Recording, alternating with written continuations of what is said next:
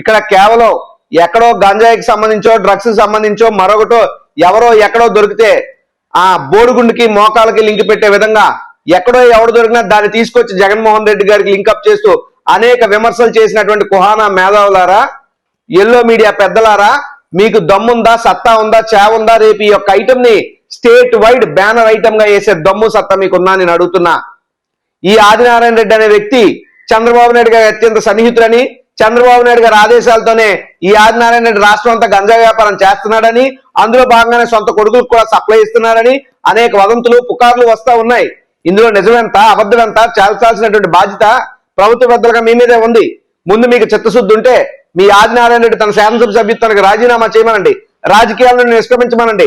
సొంత కొడుకునే అదుపులో పెట్టుకున్నటువంటి ఆదినారాయణ రెడ్డి గారు బయటకు వచ్చి ఏం నీతులు చెప్తారు, ఏం సూక్తులు మాట్లాడతారు?